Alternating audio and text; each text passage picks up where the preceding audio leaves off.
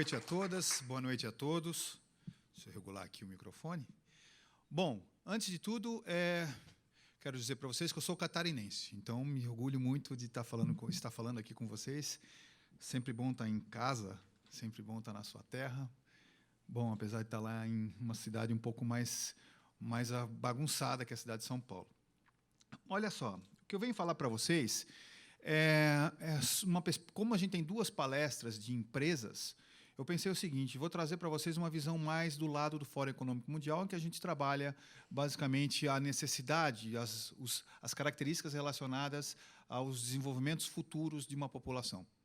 Tá bom? Então, vai ser muito mais nessa lógica, olhando pelo escopo de demanda, o que a demanda pede, e daí o que a gente oferta para essa demanda, como é que ela está colocada. Antes, deixa eu me apresentar de uma maneira um pouco mais profissional. Eu sou presidente do Instituto de Pesquisas Tecnológicas, o IPT, não sei se vocês já ouviram falar do IPT, mas o IPT ele tem o nome de Instituto de Pesquisas Tecnológicas há 120 anos.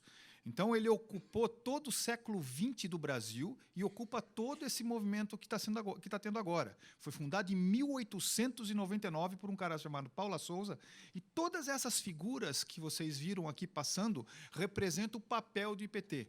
Desde os primeiros prédios construídos no Brasil, a cidade de Brasília, toda a parte estrutural da cidade de Brasília, o carro a álcool, o desenvolvimento da genética aqui no Brasil, todo esse processo foi feito começou e o IPT participou diretamente dessas atividades. O IPT é um instituto com 1.200 pessoas e tem 67 prédios. A gente está mudando agora, por intermédio do governador João Dória, para uma área um pouco maior. Aqui está o IPT.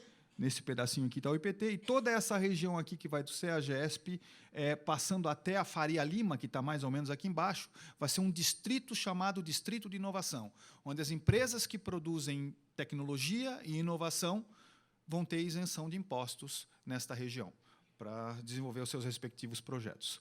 Uma outra característica importante dentro do IPT, que tem 67 prédios, nesse espaço específico aqui, já está completamente vazio para receber algumas empresas, a Qualcomm, empresa de chip, está se instalando dentro do prédio, a universidade chamada Singularity também está se instalando dentro dentro dessa região aqui, e mais a CBMM para pesquisas específicas, um centro de pesquisa para pesquisa em grafeno e baterias. Então, isso é o IPT, eu me orgulho bastante em falar desses brasileiros que montaram essa estrutura. Eu também faço parte do Instituto Tecnológico de Aeronáutica, que é um local que foi construído há aproximadamente 70 anos, e o nosso objetivo clássico, desde a sua construção, foi montar uma fábrica de aviões. Então, dentro desse local, foi montada uma fábrica de aviões chamada Embraer, que agora tem um pedaço Boeing e um pedaço Embraer, e dentro desse local específico foi montado um centro chamado de competência e manufatura. Desde 2003, nós trabalhamos com a parte de robótica aplicada e a parte de manufatura digital e desenvolvimento de máquinas e ferramentas. Então, um grupo de trabalho que já atendeu mais de 100 empresas pelo país afora. Bom, isso posto, do que vamos falar? Então, eu começo a apresentação muito mais focado, eu estou vendo bastante gente aqui de geração milênio, mas eu vejo também muita gente de geração X, que é a minha geração, e nesse in-between tem a geração Y. São características completamente distintas. E é importante dizer para vocês que a gente vai viver um processo muito grande agora, nesses próximos 20 anos, de mixagem dessas gerações. Não é exclusão de uma determinada geração. Vocês estão vendo agora na reforma da Previdência, claramente, que essas pessoas vão estar em trabalho nos próximos tempos, e não aposentados. Então, como é que a gente lida essa questão básica? Essa figura eu mostro em todas as apresentações que eu faço a respeito de Indústria 4.0. Eu não vou me alongar muito tempo, porque, inclusive, fiz uma apresentação aqui há um ano e pouco, alguma coisa, 2 anos, aqui dentro da CIG, a respeito de Indústria 4.0. Mas ela é figura emblemática. Sempre que perguntarem para vocês o significado de revolução industrial, e não importa se é a primeira, a segunda, a terceira, a quarta, a quinta, 10ª, não importa, é um processo evolutivo. Sempre que perguntarem alguma coisa para vocês, vocês vão dizer o seguinte: olha, revolução industrial é aquela onde a população, antes do início dela, durante aproximadamente 198 mil anos, mas mais precisamente aproximadamente 39.800 mil anos, que é a época da revolução cognitiva nossa, que a gente aprendeu a falar, 10 mil anos de revolução agrícola, que a gente aprendeu a ficar no mesmo lugar. Desse período todo, da época de Sócrates, a gente tinha 600 milhões de habitantes, 2.750 anos atrás. E antes da Revolução Industrial, nós tínhamos 850 milhões de habitantes. Então, se vocês forem alguém perguntar um dia o que foi a Revolução Industrial para vocês, é aquela onde a gente pulou de 850 milhões de habitantes para 7 bilhões e meio, para daqui a 10 anos nós chegarmos em aproximadamente 9 bilhões de pessoas nesse planeta. E daí, a partir de então, a gente começa a decrescer a nossa população. Entenderam? Então, tudo que vocês ouvirem falar de ideologia após isso, antes disso, seja neoliberal, seja socialista, ela foi feita para 800 milhões de pessoas. A gente está falando de 7 bilhões e pouco. Então, pegar teorias antigas é a mesma coisa que dar um chute numa pedra e não sentir dor, porque não faz sentido nenhum uma coisa dessa. Então, dentro desse escopo, essa revolução industrial, ela trabalhou 3 fenômenos importantes de toda a nossa geração que fazia com que a gente não vivia tanto tempo. Basicamente, a gente consegue viver mais porque a gente tem mais controle de saúdes. A última revolução, a última grande crise de saúde que nós tivemos no planeta foi na Primeira Guerra Mundial. E nessa Primeira Guerra Mundial, 1/3 da população europeia foi morta pela gripe espanhola. Se você juntar todas as gripes existentes nos últimos 15 anos, não morreram 7 mil pessoas de gripe. A gente está falando de 1/3 de uma população. Uma outra questão que foi importantíssima para essa geração de população ao longo do tempo é que, há aproximadamente 80 anos, logo depois da Segunda Grande Guerra Mundial, nós tivemos a Revolução do Trigo. E, posteriormente, rapidamente, nós tivemos a Revolução dos Trópicos. Que eu estou falando posteriormente, 40 anos depois, tá bom? Isso, para a gente que tem 200 mil anos de história, 40 anos não é absolutamente nada. Mas, enfim, a gente consegue prover alimento para o planeta. O Brasil é um dos 3 países do planeta que, se ele parar de produzir alimentos, o planeta morre de fome. Então, a gente está falando de uma situação completamente distinta. Ou seja, revolução do trigo fez com que a população comesse mais. Só para vocês terem uma ideia, bem fácil para compreender a nossa lógica da demanda, igualdade, fraternidade e liberdade. Lembra disso? Napoleão. Bom, não teria revolução iluminista, não teria nenhuma questão do iluminismo se metade da população francesa não tivesse morrido de fome naquela época. Então, pronto, fome é muito importante. Hoje a gente tem 1 bilhão de famintos no planeta. Curiosamente, nós produzimos 1 bilhão nós desperdiçamos o equivalente à necessidade de alimentos para 1 bilhão de pessoas. Então, nosso problema hoje não é falta de comida, mas é falta de gestão. E o terceiro fator importante para dominar uma população foi os fenômenos ligados às guerras. E, basicamente, na Segunda Guerra Mundial, morreram 13 milhões só de russos. Só de russos. Eles que ganharam a guerra. Não foi ninguém outro que ganhou a guerra. Os russos ganharam a guerra. 13 milhões de pessoas. A última guerra grande do Vietnã, por exemplo, matou 180 mil soldados americanos. Então, a gente mudou o viés de lógica de construção de guerras, como a gente tinha anteriormente. Portanto, se alguém perguntar, eu faço sempre essa piada horrorosa, mas se alguém perguntar para vocês, quando vocês forem se casar, mais uma vez, e o cidadão, o bispo, qualquer pessoa, perguntar para vocês se vocês vão viver até que a morte os separe, pense 2 vezes.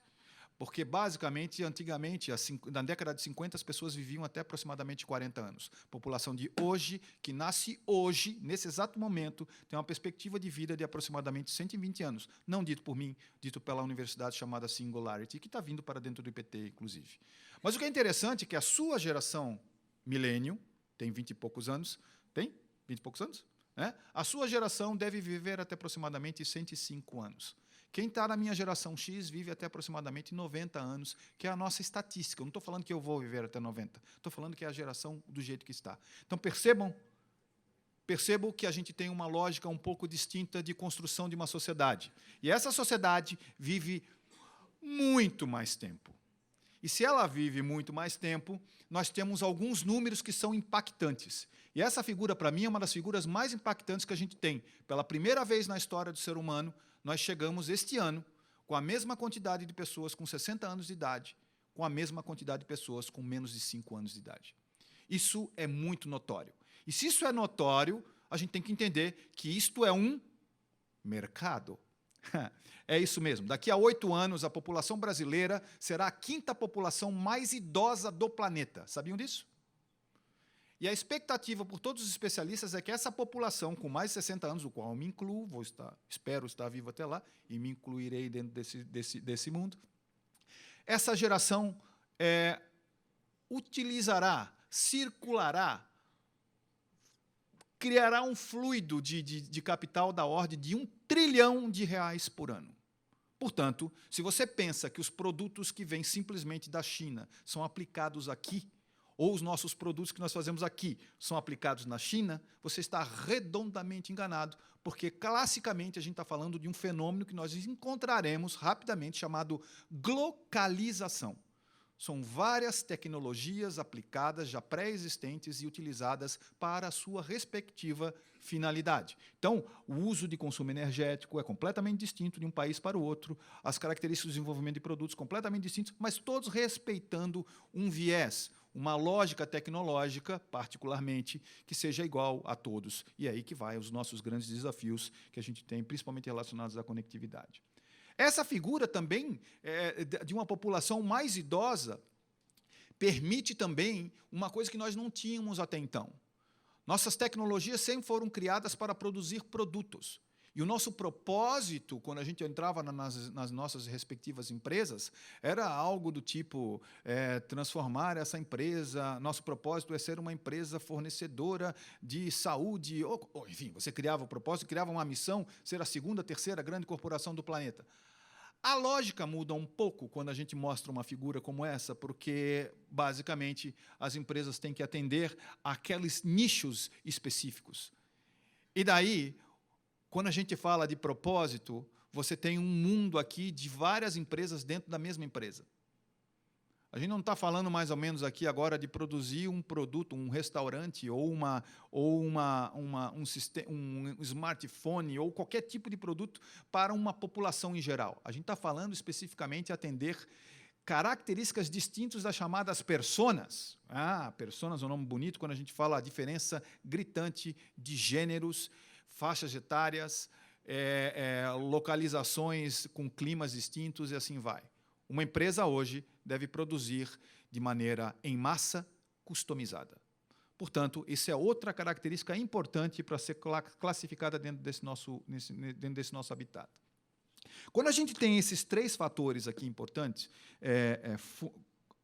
fome, doenças e guerras, particularmente, nós entramos numa outra seara. Se a população vive mais, dentro dos órgãos que estão estudando a respeito dessas modificações que a gente vem encontrando na nossa sociedade contemporânea, quais são os limites e quais são os pontos que nós devemos analisar? Porque se a gente entender quais são esses pontos que estão fazendo a nossa modificação no dia a dia, a gente consegue também planejar quais são as formações necessárias para resolver aqueles tipos de problemas. Entenderam? Então, dentro dessa lógica, segundo todos os especialistas que tem pelo mundo afora, nós temos aqui um estado do mundo novo, com desafios, os mesmos desafios, os velhos desafios, olhados de uma forma diferente. Sim, dividido agora em 4 pilares. As mesmas lógicas relacionadas à doença, as mesmas lógicas relacionadas à guerra, que mudou o escopo de guerra e passa para ser um escopo de segurança. As mesmas lógicas relacionadas à fome, que tem uma visão completamente ligada ao paradigma que a gente está tendo dos modelos econômicos existentes. E uma característica grande, nova, que até então a gente não tinha, que é cíclica, porque a Revolução Industrial, quando surgiu, a Revolução Industrial, a gente passava, e aí eu vou dizer para vocês com muita tranquilidade, são dados que eu estou falando. Quando a gente teve a Revolução Industrial, a gente vivia, nessa época, uma mini-era glacial. Nós temos variações de temperaturas ao longo do tempo. A época medieval, a temperatura da época medieval era aproximadamente 3 graus Celsius mais alta do que hoje. E o planeta, a revolução agrícola, só existiu porque os oceanos subiram. E se subiram muita temperatura além da nossa tradicional. Na região de Londres, se você vai andar pela região de Londres, você vai encontrar um monte de ruas com nomes de vinhedos. Só que não se faz vinho em Londres, porque a temperatura era mais elevada. Então, como é que você consegue entender isso? Basicamente, mudanças climáticas estão acontecendo. E é um fator preponderante para a nossa mudança de desenvolvimento de produtos que a gente vai ver aqui agora. Então, falando especificamente sobre cada um desses fatores, é importante deixar claro que existe o problema, como é que a gente resolve o problema? E aí, olhando pelo primeiro gráfico, vocês podem perceber que o nosso modelo de estado de bem-estar social, que é criado a partir da segunda metade do século XX, onde o Estado toma um tamanho proporcional, que ele é o guiador de todas as sociedades. Esse Estado, independente se acredita que isso é bom ou ruim, esse Estado está extremamente endividado. Vocês percebem aqui, essa aqui é a curva de dívidas do planeta. O planeta cresce a dívida. E o que é interessante é que ele cresce a sua dívida e, no entanto, ele diminui os seus respectivos juros. Mas vamos dizer que a gente consiga navegar num mundo que cada vez está mais endividado. Os países estão cada vez mais endividados em relação às suas empresas, em relação aos seus bancos, em relação aos bancos do planeta. Os países estão cada vez mais endividados, não o Brasil, os países. E com o juro cada vez mais baixo, o modelo econômico entra em falência quando os principais países do planeta hoje, que têm os melhores PIBs, e isso é importante porque é um prêmio Nobel dos últimos 5 anos que a gente teve. Foi feita análise bem clássica em matemática, mostrando que os países que têm o maior PIB, quando tem o maior PIB, gente, eu estou falando o seguinte, as condições hospitalares, saúde pública, bem-estar social, tubulações, esgoto, tudo que você possa imaginar de cidades bem organizadas, são os países que têm os melhores PIBs. Nesses países, é diretamente proporcional à relação de doenças do psique. Então, como que os países onde você tem a melhor situação de PIB são os países onde o psique ele é o mais afetado? Os maiores índices de depressão, os maiores índices de suicídio estão nos países mais desenvolvidos ou nas regiões mais desenvolvidas do planeta. Então, isso é um fator a ser analisado, porque você muda a lógica de entendimento de uma sociedade. E quando você muda a lógica de entendimento da sociedade, você precisa agir. Segundo o Fórum Econômico Mundial, essas são as ações principais que devem ser trabalhadas para essas questões econômicas que nós vivemos agora, principalmente em relação às nossas situações as nossas situações específicas de vulnerabilidade. Então, nesse caso, a gente tem ações principais: reduzir taxas de juros e exposição a dívidas elevadas com crescimento e geração de emprego. Isso é óbvio, né? Isso é óbvio.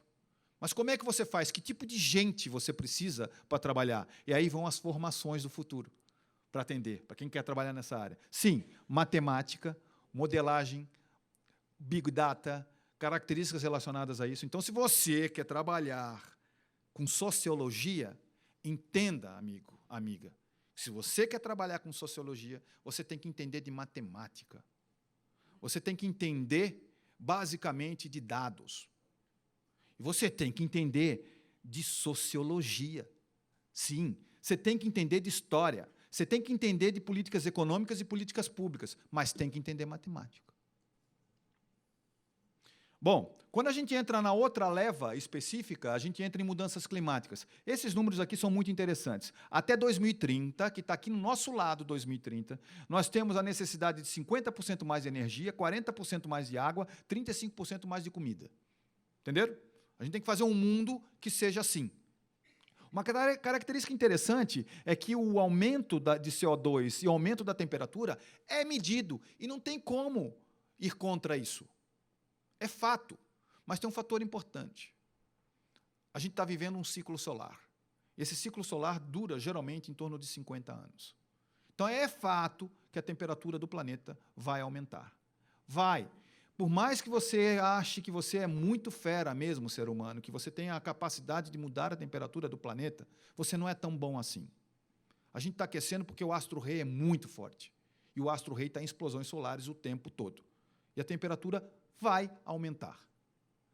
Isso é puramente vero que a temperatura aumenta mesmo com todas as taxas de emissão de poluentes diminuindo drasticamente em todo o planeta. Percebam? Nós temos que trabalhar, sim, para que a temperatura não passe de 2 graus. Nós somos uns bons sujões, nós somos bons poluentes. Nós acabamos com as cidades, nós acabamos com os leitos de rios, mas a gente precisa desenvolver uma lógica completamente distinta. Eu mostro sempre essa figura aqui, que são a cidade de Londres no começo do século XX, o Rush, que era a velocidade de aproximadamente 18 km por hora, coincidentemente a velocidade que eu tenho lá na cidade de São Paulo, 18 km por hora hoje. E vocês estão vendo aqui o Rush parado, ao final de tarde. E a diferença é que você tinha 2 milhões de habitantes nessa terra, Londres e Nova York, também 2 milhões de habitantes, e você tinha aproximadamente 400 mil cavalos. 400 mil cavalos produzem 17 quilos de estrume por dia, cada cavalo. Multiplica vezes 400 mil, nós tínhamos um problema sério. Lembra que doença é um pilar que dá medo no ser humano? Sim. Tifo foi o caso feroz que aconteceu nas grandes cidades do mundo nessa época, no começo da Revolução Industrial. Resultado prático, foi criado o automóvel para resolver um problema de saúde pública. Sim, o automóvel já existia há 30 anos e ele existe para resolver um problema de saúde pública como sociedade. E daí começou a história de Ford com Tesla. Tesla vai disputar a energia elétrica em Nova York. Ford vê uma oportunidade com o governo americano, que descobre brocas para perfurar petróleo, e assim vai o carro sendo lançado numa outra produção completamente em massa, porque tinha que resolver o problema das cidades. Bom, o outro fator importante é que, para resolver o problema do desafio climático, nós temos aqui alguns objetivos. Manter o aumento da temperatura média global abaixo de 2 graus, diminuir as emissões de gases de efeito estufa, adaptar a população, adaptar a população que um planeta está aquecendo. Adaptar, tá bom? É importante deixar claro isso. A gente não vai vencer essa batalha tão fácil. E o mundo vai aquecer, independente se a gente diminua ou não diminua, tá bom? Mas tem umas coisas interessantes. Para esse pessoal conseguir resolver esses 3 tipos de problemas, ciências da Terra tem que ser estudado. Geografia, e assim vai. Ciências da computação e matemática, sistemas complexos para mudar o paradigma de energia, vários tipos distintos. Ciência dos materiais de engenharia química, ciências econômicas para trabalhar as bolsas de carbono. Percebam, eu estou falando de negócios em cima da crise. Formações em cima da crise. Outro fator importante são as questões relacionadas a doenças. E aí, quando a gente fala questões relacionadas a doenças, a gente está vivendo uma outra era. Todas essas doenças aqui pelo planeta fora estão voltando. Doença de vírus ebola, equina ocidental, equina do leste, equina venezuelana, San Luís. Tudo quanto é doença que até então já havia sido erradicada do planeta, praticamente estão voltando. Vocês estão vendo sarampo. Lá na USP, gente está com sarampo na USP, fazia tempo que não tinha isso no Brasil. Mas isso está acontecendo e os países têm que trabalhar para esse tipo de atividade. Mas um fundamental problema que está ocorrendo é que as bactérias estão profundamente mais resistentes. Significa que a nossa vertente para medicamentos à base química está chegando ao seu final. E a gente entra agora para medicamentos de bases proteicas. Sim, formação para esse tipo de pessoal é importante. Uma outra questão importante, se as pessoas vivem mais, nós vamos ter doenças relativas ao envelhecimento e não transmissíveis. E esses tipos de doenças vão gerar um novo mercado, inclusive. Porque a gente está falando aqui de doenças crônicas, neurodegenerativas, câncer, que você tem um conjunto repleto de coisas que você não tinha esse tipo de problema há simplórios 20 anos atrás. E soluções cada vez mais bem aplicadas. Gente para isso. A melhor equidade, reduzir o risco de saúde e promover estilos de vida e ambientes saudáveis, como é que a gente faz? Formando esse tipo de gente. Matemática para epidemiologia, modelagem, big data, internet das coisas com sensores, medicina de precisão, economia, ciência dos materiais com próteses, genômica. São Paulo se destaca no planeta hoje na questão da genética, é um dos polos do planeta na questão de genética. Trabalha fortemente nisso. Gente que entrar nessa linha para medicina de precisão é muito forte no mercado. Biologia com infectologia e ciências econômicas e políticas públicas para entender que um SUS, quando foi criado, na sua essência, ele tinha um seguinte objetivo. Se você vai num hospital em Joinville, tem um problema de estômago, e depois você tem um problema relativo a músculos que estão arrebentando e você vai no hospital em Curitiba. Aí você vai na praia e tem um problema ligado a tonturas.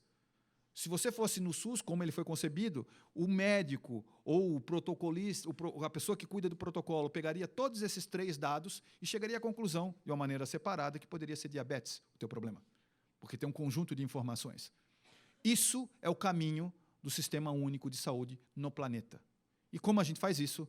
Isso é outra história, porque a gente provavelmente vai trabalhar com uma questão de chips embebidos dentro de vocês. Mas o fato, saindo dessa especificidade, a gente entra num último ponto, que é caracterizadamente a relação à substituição de guerras. Sim, olha só, a gente tem aqui a Norte-Coreia, o poder de alcance dos mísseis balísticos da Norte-Coreia. Ele está chegando aqui, quase próximo da América do Sul. Eu estou falando Norte-Coreia. Provavelmente vocês não têm a mínima ideia do que seja Norte-Coreia. Eu não tenho a mínima ideia do que seja Norte-Coreia. Mas o fato é que ele já tem um míssil balístico desse. Então a pergunta não é como é que a Norte-Coreia tem esse míssil balístico. Eu quero saber como é que está a Rússia e os Estados Unidos. Bom, a Rússia consegue hoje desenvolver mísseis balísticos que simplesmente voam a 4 quilômetros por segundo.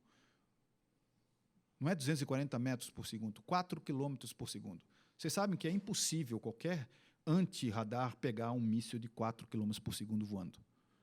Então, em termos práticos, não é por causa de guerra que a gente vai se acabar. Mas o fato específico, porque todo mundo tem, os dois polos têm essas armas. Mas o fato interessante é que vem crescendo nos últimos tempos muito a questão de segurança pública. Eu não vou entrar em terrorismo, porque terrorismo não matou 5 mil pessoas em 10 anos. Mas ele tem muito mais expectativa e desgraça no seu nome do que a segurança pública, que ninguém fala em nenhum lugar do planeta. Sim, inteligência para isso é fundamental. E aí vai políticas públicas para resolver esses desafios, matemática para criptologia, big data, ciências da computação com tecnologia de transmissão, objetos conectados, que vocês sabem, está aí. Inclusive, o pessoal está entrando no seu respectivo celular e gravando as coisas que estão lá dentro e vocês estão vendo. Bom, o fato específico dentro dessa história toda é que, se a gente tem esses tipos de problemas existentes, nós temos que entender qual é a oferta que a gente dá para essa população. Vocês entenderam? Até agora, por onde que eu fui? Eu tentei pegar a população. Porque tecnologia é a coisa mais furada que pode ter hoje. Então, qual é a nossa capacidade para atender estas demandas de sociedade? É aí que estão os big problems para a gente resolver. E dentro dessa lógica, é importante dizer que nós, geração X, junto com a nossa geração Baby Boomer, os Baby Boomers, junto com a geração X, fizeram a sua parte. Me sinto muito orgulhoso de ter feito parte dessa sociedade. Porque, basicamente, nossa geração desenvolveu um conjunto de tecnologias que começou nos anos 70, basicamente foram aplicadas cada vez mais em termos de mercado até os dias atuais, que elas permitem que você combine coisas. Eu não vou nem falar de lei de Moore, eu não vou nem falar de especificidades de tecnologias como existem, de sensores, assim vai lá pela frente. O fato é que essas tecnologias hoje estão disponíveis e muito baratas. E você pode combiná-las e desenvolver coisas novas. Tamanha essa capacidade que alguns CEOs, na verdade 3.500 CEOs, foram perguntados sobre quais tecnologias eles iriam aplicar nas suas empresas nos próximos tempos, e, coincidentemente, desses 3.500 CEOs, não importa se eram dos Estados Unidos, da China, da Europa, eles disseram a mesma coisa. São essas aqui as tecnologias que nós vamos investir, essas 11. Então, se vocês pegarem, a apresentação está disponível para vocês, tá, pessoal? Então, todas essas tecnologias aqui, nós já sabemos que são tecnologias importantes para serem aplicadas. E pronto.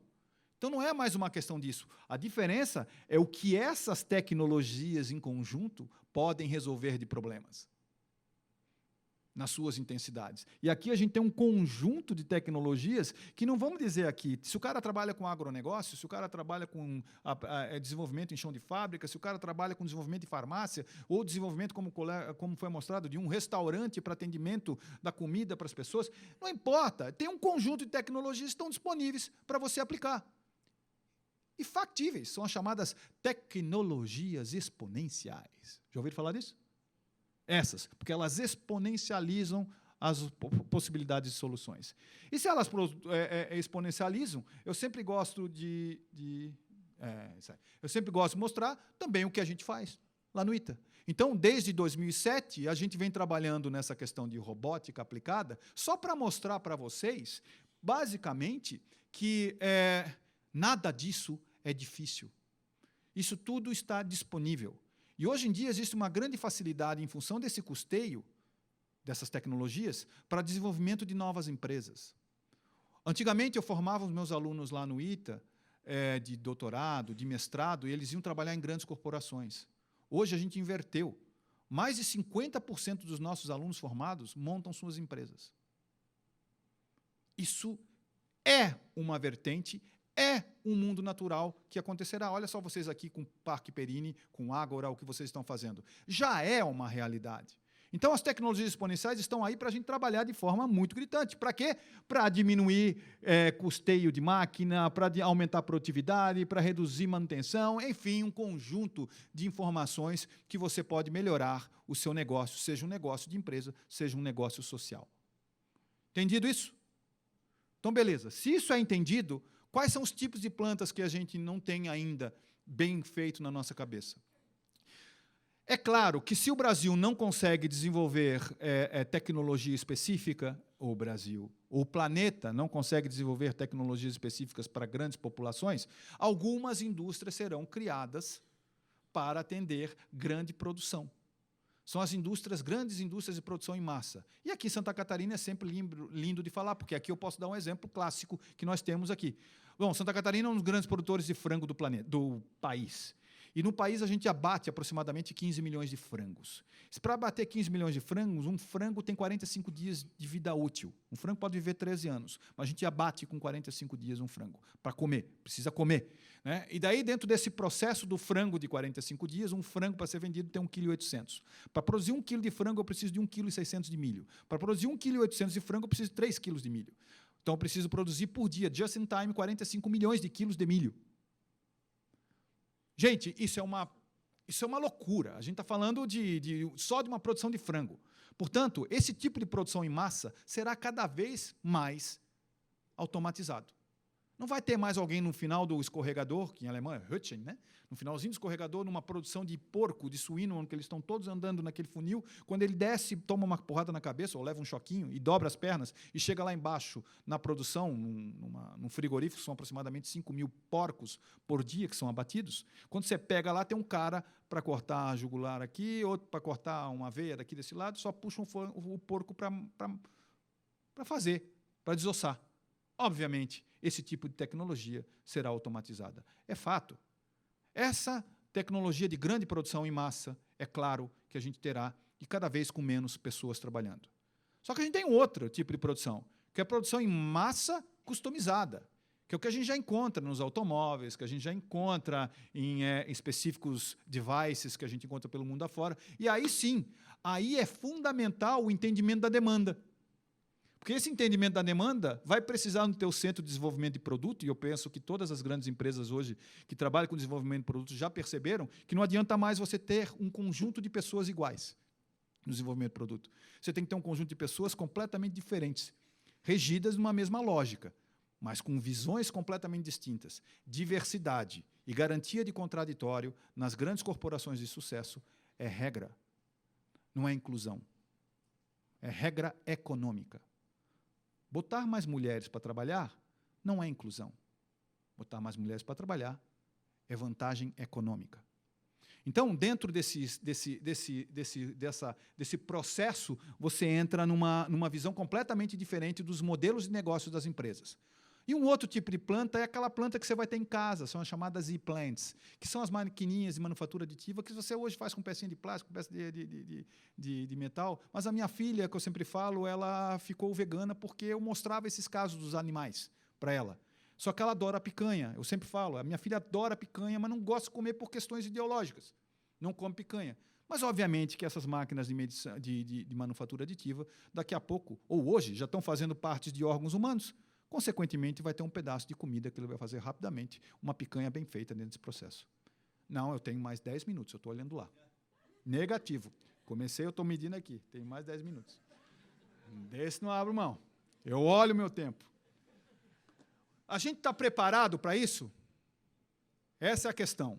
A gente está preparado? Dentro dessa lógica aqui, eu trouxe aqui para o meu amigo Riso esse slide. Meu amigo Riso, a gente está trabalhando lá no ITA com robótica autônoma. Eu tenho um aluno que a gente está trabalhando no doutorado dele, robótica afetiva. Porque a gente começou a medir na robótica autônoma nas questões relativas a comportamento do ser humano, que o cara ficava completamente estressado. No Japão, eles estão fazendo esse mesmo tipo de medida. Então, a gente começou a fazer, baseado, quem é psicólogo aqui sabe de um programa chamado MBTI, já ouviram falar disso? que você faz uma análise de perfil de pessoas, o próprio sistema, analisando pelo perfil das pessoas, ele responde algumas coisas, mas a gente vai verificando pelas características daquele ser humano qual é o perfil dele. E aí começa a fazer a robótica autônoma para que seja aderente e o cidadão perca o medo. Seja uma máquina gostosa, gente fina, que a gente não quer ver longe como um bicho de estimação. Então, isso é fato, está sendo pesquisado agora. A mesma lógica é para desenvolvimento de maturidade. Vocês devem estar perguntando, a minha empresa tem maturidade para a gente atender esse processo? É óbvio que a gente não tem maturidade. Aliás, o mundo todo não tem maturidade. A pergunta mais difícil que tem é o que você vai investir agora e qual a intensidade que você vai investir agora. Mas é óbvio que existem métodos para isso. A gente começou agora um programa com o Fórum Econômico Mundial lá em São Paulo, junto com o Governo do Estado de São Paulo, o IPT e o ITA, um programa para atender inicialmente o setor aeronáutico, depois o setor e o setor automotivo, e depois a gente parte para todos os outros setores industriais do Estado de São Paulo, para prover essas empresas de métodos para que elas saibam quais são as tecnologias de agora para serem aplicadas, não a tecnologia do futuro, tecnologia de agora para ser aplicada. E quem vai aplicar essas tecnologias? As startups dentro dessas empresas. Esse é o nosso objetivo, desenvolver a cadeia de valor. Então, dá para desenvolver bastante coisa ligada à maturidade. E sabe de uma coisa? Os modelos de maturidade estão sendo muito bem embasados em cima dos modelos brasileiros, por incrível que pareça. Porque aqui a gente desenvolveu uma coisa chamada Enem, que tem uma teoria chamada teoria de resposta ao item, que consegue tirar os chutes e aqueles erros que não deveria ter numa prova de uma pessoa. Estatisticamente, só se pegam as questões ligadas ao conhecimento. Teoria de resposta ao item está sendo utilizada no mundo todo hoje para entender maturidade de empresa. Bom, já estou caminhando para o meu final aqui, mas aqui tem uma questão interessante, que são as evoluções que a gente está fazendo para setores industriais. E aqui vai ter um processo que a gente iniciará agora aqui em Joinville, num polo de ferramentaria. Foi aprovado no Rota 2030 o trabalho para ser desenvolvido tanto desde a etapa de projeto nas empresas até a etapa de indústria 4.0, passando inclusive por logística 4.0 desse mundo dos moldes, que Joinville é um dos polos brasileiros relacionados a isso. A gente está falando de um projeto de 200 milhões de reais que foi aprovado agora e a gente tem um financiamento para começar. Eu estava antes lá na Universidade Federal de Santa Catarina e junto com a Binfer, que faz parte aqui da CIG, não? A Binfer, Associação Brasileira de Ferramenteiros, o Christian Dilma, daqui de Joinville. E ele é o presidente dessa Binfer e ele vai coordenar esse projeto, repito, de 200 milhões de reais aqui no Brasil. Bom, isso posto, a gente começa a entrar, nos meus últimos 5 minutos, só para entendimento final do que a gente precisa entender, basicamente, de inovação. Gente, eu vou falar de uma maneira bem rápida para vocês, e tentem pegar nessa velocidade, tá legal? Seu automóvel, quem tem automóvel, levanta a mão aqui. Não, a média do valor de automóvel nosso é de $15 o quilo. Sabiam disso? Se eu pegar o carro de vocês e jogar num precipício, esse $15 vira $5 o quilo. A mistura de aço, polímero, vidro, que você joga lá. Então, você transforma 5 para $15 o quilo. Então, isso é inovação. Conhecimento com dinheiro. Tá? Bom, se eu pegar um Bentley, que é o automóvel mais caro, ele vale $1.200 o quilo. $1.200, $1.200 aproximadamente o quilo da prata. Então, um Bentley vale $1.200. Se eu pegar o quilo da prata e jogar num precipício, eu pego de novo $1.200. Se eu pegar um Bentley e jogar no precipício, ele vale $5. 5 para 1.200 é a capacidade de inovação e preço ligado a isso. Se eu pego um satélite brasileiro, que está sendo desenvolvido aqui em Santa Catarina, diga-se passagem, esse satélite ele pesa 11 quilos. Se eu pegar o satélite e jogar no precipício, ele vale $5 o quilo. Se eu transformar o satélite em negócio para a sociedade, ele vale $55 mil o quilo. O pessoal de Harvard e do MIT já percebeu que as grandes populações crescem assim, com esses processos existentes. E aqui eles montaram um mapa de produtos do mundo. Esse mundo azul aqui são todos os produtos, as famílias de produtos ligados a máquinas. Esse grandão aqui é máquina-ferramenta. Esse grandãozinho aqui é automóvel. Esse outro grandãozinho aqui é avião. Tá bom? Uma maneira bem simples. E ele diz o seguinte, essa floresta de produtos, aqui tem eletrônicos, aqui tem têxtil, tem tudo. Tá bom? Essa floresta de produtos, para cada tipo de empresa, uma empresa é um macaco. Tá bom? Na floresta, nós temos árvores e macacos. Macaco não voa. Então, se a Embraer, por um acaso, quebrar, ela não consegue se transformar numa empresa de eletrônicos. Porque está muito longe o seu capital, o Intellectual Capital Statement, que é gente, estrutura, sistemática e relações. Está muito longe. Entenderam? E eles dizem o seguinte, os países que têm mais bolas grandes são os países mais ricos, porque tem mais valor agregado àquele produto. Tá bom? Esse é o mapa da Alemanha, aqui embaixo. Esse é o mapa do Brasil. Aqui a gente percebe que se a gente tivesse uma bala de prata, a gente teria que investir em produtividade. Mas se a gente tivesse uma segunda bala de prata, era trabalhar na cadeia de valor. Ou seja, a gente precisa que as empresas, tanto é que o presidente aqui falou, a gente tem um monte de fornecedor, a gente tem um monte de indústria que vive em volta desses fornecedores. Aqui existe uma cadeia de valor. Mas você tem que desenvolver o fornecedor também de componentes tecnológicos, não só de serviços clássicos. Então, dentro dessa lógica, é uma questão só para a gente entender por que esses países aqui, ó, e aqui é o meu último slide, por que esses países específicos, e aqui eu tenho a Alemanha, os Estados Unidos e o Japão, são considerados países mais fortes do que a China em 15 anos. É isso que eu estou dizendo. Vocês veem várias coisas a respeito de China, mas aqui é um pouquinho diferente.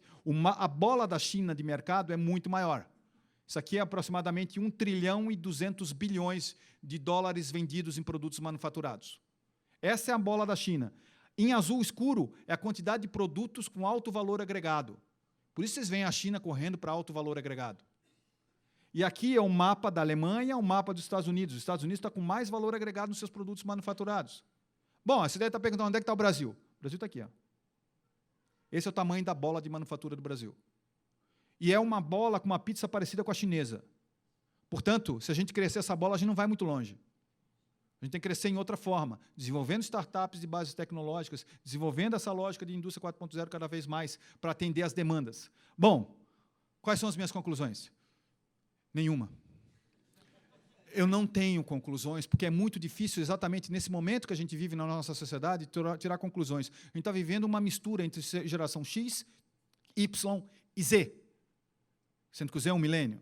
São perspectivas completamente distintas. Mas o que está claro para mim, dentro desse processo, é que você tem que trabalhar tecnologia e inovação, economia global, não só tecnologia e inovação, economia, entender a economia, para você se internacionalizar. Trabalhar os skills, as capacidades do capital humano, fundamentalmente, entender as expectativas do cliente, que não é bobagem, isso aí não é lorotinha de conversa. É fundamental, é característica de mercado específico.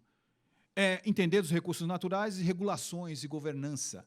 Regulações, é danado essa questão ligada a isso. Bom, e continuar mudando drasticamente. Se vocês quiserem entrar em contato comigo, vai ser uma honra falar com vocês o tempo todo. Esses são os meus 2 e-mails. Sintam-se à vontade para entrar em contato e continuar essa nossa conversa, tá bom? Muito obrigado, pessoal. Ó, 5 certinho.